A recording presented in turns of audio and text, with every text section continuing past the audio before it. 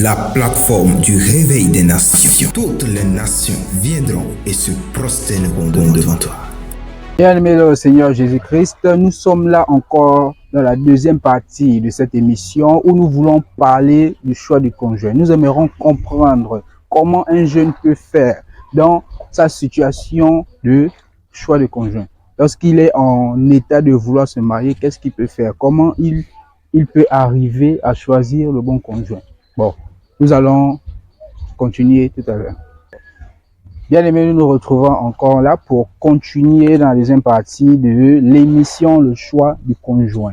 Nous avons répondu à la première question qui demandait à comprendre ce que c'était que le choix du conjoint. Sur cette deuxième question, je suis toujours avec le frère Jean-Baptiste qui est enseignant de la parole de Dieu qui va essayer de nous expliquer la deuxième question. Frère Jean-Baptiste. Oui, bonjour et bonsoir. Bonjour et bonsoir. Et sur cette deuxième question, nous aimerons comprendre comment est-ce qu'un jeune ou une jeune peut faire pour choisir le bon conjoint. En fait, l'étape du choix du conjoint, comment ça se passe? Comment est-ce qu'un jeune peut faire le bon choix? L'étape, le bon choix du conjoint. Oui.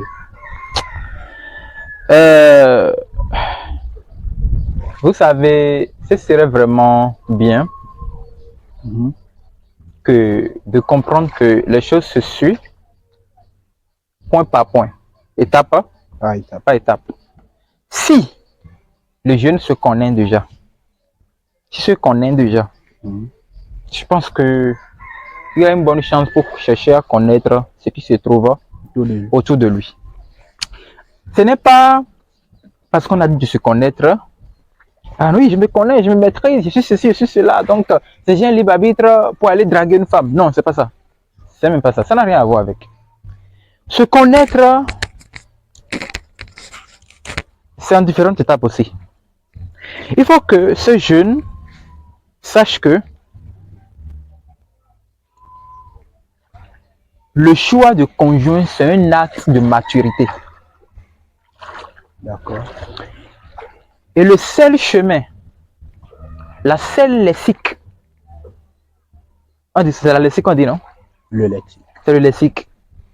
Le seul lexique qui peut orienter un jeune garçon ou une jeune femme à bien choisir sa femme ou son mari, c'est la parole de Dieu.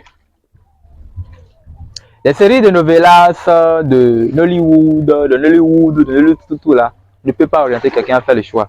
Ce sont les séries qui, des fois, conduisent vers la dépravation des mœurs, qui enseignent. Quand tu cherches à suivre ça, tu te retrouves au milieu de la mer, comme ça là, où tu ne peux pas t'en sortir. Et tu vas te demander, attends, est-ce que c'est dans une vidéo, c'est dans un film? Ce n'est pas dans un film. C'est tout ce que tu as regardé là qui s'accomplit sur ta vie. Donc, c'est pourquoi, en tant que jeune, quand nous suivons ces chaînes-là, ces vidéos-là, il ne faut pas qu'on cherche à les limiter. Gardons juste une partie de la leçon qu'on peut gagner. Mais la bonne chose qui peut orienter quelqu'un dans ce choix, c'est la Bible. Avant de continuer, le livre de Psaume 119. Psaume 119. On va voir le verset 9 qui dit: comment le jeune homme rendra-t-il pur son sentier en se dirigeant d'après la parole? Comment un jeune homme peut faire le choix, le bon choix d'un conjoint? C'est en se dirigeant vers la parole de Dieu. C'est peut-être un peu bizarre, mais personne ne peut faire le bon choix d'un conjoint sans connaître au moins un peu la parole de Dieu. Ce serait vraiment difficile pour lui. Parce que la parole de Dieu vous conduit vers un choix de Dieu. Oui. Ouais. C'est un peu bizarre. Si quelqu'un se trouve dans cette étape actuellement, il doit vraiment apprendre. Sinon, il prendra toute sa vie pour être enseigné. Et ça ne va pas atteindre. Parce que le mariage, c'est une école. La personne qui est mieux enseignée dans un mariage, c'est la femme. Mais l'homme, c'est encore pire. Comment faire le bon choix? Disons d'abord qu'il y a le droit au choix. C'est pas parce que je suis jeune que j'ai le droit de faire le choix d'une femme ou bien d'un homme. Non, c'est pas à cause de ça. C'est pas parce que je suis à l'école, les femmes m'entourent, les jeunes filles m'entourent, que j'ai le droit de faire le choix. Voici à quoi ressemble la vie de la jeunesse. La vie de la jeunesse ressemble à une mer, comme ceci. Ça, c'est la mer calme. Je pense que c'est la mer blanche. Quand vous êtes jeune, c'est une vie comme ceci que vous trouvez devant vous. Oui. Mais quand vous voyez la vie comme ça, vous allez penser que vous pouvez nager dans tout l'eau. C'est possible? Non, non. Hein? Jamais. C'est pas possible. C'est-à-dire que vous allez penser que tout est possible pour vous. Oui. Mais vous ne savez pas à quel moment la vie va vous prendre le souffle. Et c'est-à-dire que vous pouvez voir le bateau qui est devant là-bas, vous serez en mesure de l'attraper. En voulant l'attraper, la vie, le monde vous coupe le goût de tout ça. C'est-à-dire que un jeune peut être au carrefour de faire le choix et peut lâcher mourir. Voici à quoi la jeunesse ressemble. Tout est permis, je peux me nager, je peux sauter dedans, je peux me balader, je peux faire tout dedans. Alors que c'est faux. L'eau aussi a ses principes. La jeunesse a ses principes. Ce qui est bizarre aujourd'hui, c'est que quand vous êtes jeune, vous méritez de faire le choix. On est d'accord. Mais tous les jeunes n'ont pas le droit de faire le choix. Parce qu'il y a certains qui ne savent pas encore faire le choix. Oui. Même pour choisir la nourriture, ce n'est pas choisir. Ce n'est pas quand même la femme ou bien l'homme qui va choisir. Non. C'est pourquoi, avant de faire le choix, que le jeune homme soit sûr qu'il a la parole de Dieu qui l'oriente. Premier point. Deuxième point, qu'il fasse doucement. Parce qu'on avait dit qu'il devait se connaître lui-même. Donc, avant de faire le choix, qu'il sache qui il est, quel métier il fait, quel travail il fait. Sinon, il va faire le choix avant de faire le choix du travail. Et le choix qu'il va faire ne sera pas compatible à la profession qu'il fait. C'est bizarre. Que les gens se marient, après ils ont un métier. Non, moi j'ai déjà mon métier avant de connaître quel genre de femme je dois épouser. Je peux dire que je n'ai pas encore du tout commencé le métier et Dieu m'a orienté. Mais j'ai déjà le métier avant de connaître quel genre de femme je dois avoir. La plateforme du réveil des nations. Toutes les nations viendront et se prosterneront devant toi. C'est très intéressant ce que je dis. Parce que si vous êtes élève et en tant qu'élève, vous avez déjà une copine et vous pensez vous marier avec cette personne, vous avez menti. La grande partie de ceux qui ont fait le copinage vont nous témoigner qu'ils ne se sont pas mariés avec. C'est nous les noirs aujourd'hui, on cherche à copier les blancs. Excusez-moi les blancs. Mais le copinage n'est pas biblique. Je n'ai pas vu ça dans la Bible. Ni le concubinage. Donc si vous êtes dans cette étape, ça veut dire que vous n'êtes plus jeune en quelque sorte. Mais Dieu ne vous reconnaît pas en tant que marié. Qu'est-ce qu'il faut faire? Je n'ai plus le temps pour répondre à cette question après. Allez vous marier.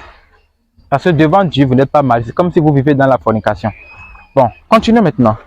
Donc, lorsque vous êtes encore à l'école, enlevez de la tête l'idée de faire un choix. Enlevez ça. Sinon, ça peut vous frustrer. Lorsque vous êtes encore en formation, ou bien vous êtes apprenti dans un métier, tout, l'idée de vous marier, enlevez ça. Pourquoi? Ça peut vous empêcher de bien atteindre votre objectif. Ouais. Alors, qu'est-ce qu'il faut faire? Pour faire un bon choix. Je suis en train de dire, pour faire un bon choix, ce que vous devez éviter à un moment.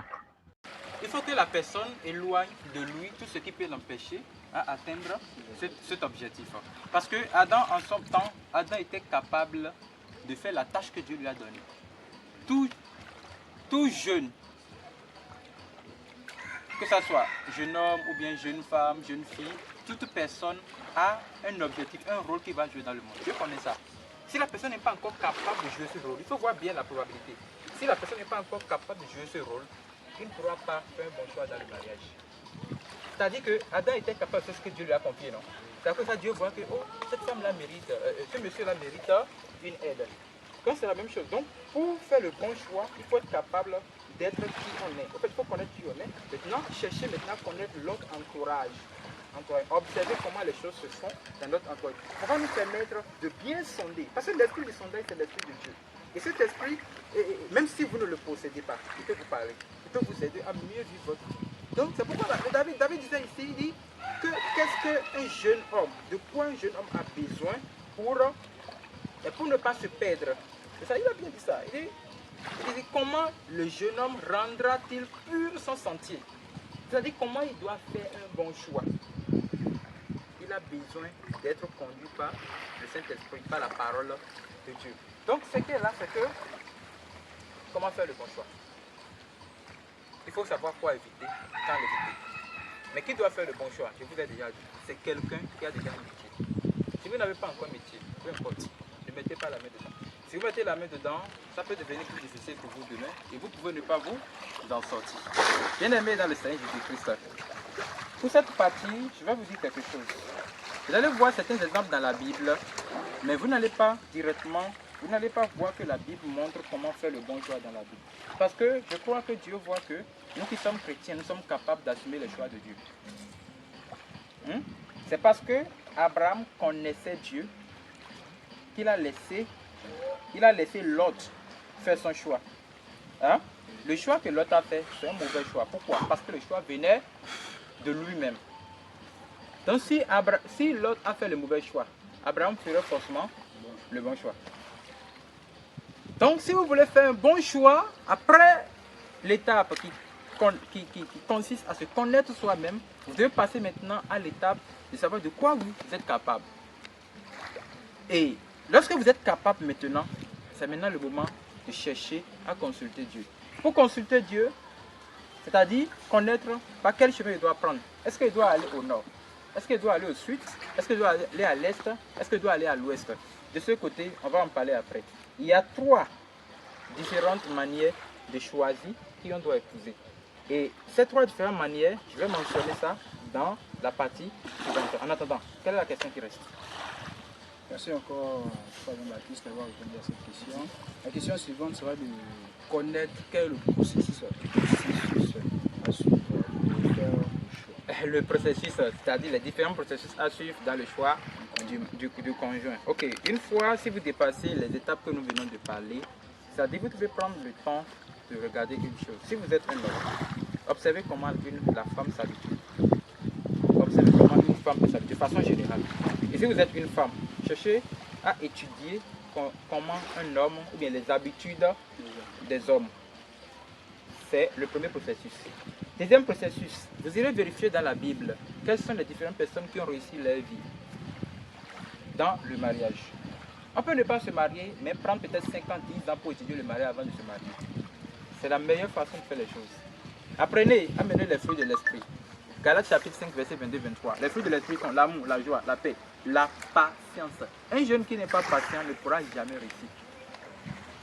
Oh, là, naturellement, la jeunesse n'a pas la patience. Non. La jeunesse n'a pas la patience parce que le jeune veut tout faire en un clin d'œil fini avec. Alors que Dieu est un Dieu très patient. Voilà. C'est les 3 processus dont il peut parler d'abord. Maintenant, le reste, on verra ça quand on sera en train de chercher à prendre le chemin. Et là, maintenant, nous sommes au carrefour. Bon, maintenant, je me connais. J'ai un travail. Je vais faire le choix. Comment je vais partir? Est-ce que je dois partir ou non? Est-ce que je dois partir par le sud? Est-ce que c'est l'est? Est-ce que c'est l'ouest? Ou bien je dois m'arrêter? Comment je dois le faire? Parce que la seule erreur qui se trouve dans ce carrefour, c'est que si vous êtes un vrai chrétien et vous faites un choix qui n'est pas sur le sentier pur de Dieu, c'est-à-dire que ce choix peut influencer toute votre vie. N'oubliez pas, le livre de la bataille des Genèse dit, le choix que vous faites accompagne votre vie jusqu'à votre vieillesse. Et c'est clair, c'est pas seulement le livre qui le dit, non, c'est une base biblique. Bien aimé en Jésus-Christ, c'est ce que je peux déjà répondre à cette étape-ci. Le reste, je suis très sûr, ça va vous intéresser beaucoup. Amen. Ok, bye bye. La plateforme du réveil des nations. Toutes les nations viendront et se prosterneront devant toi.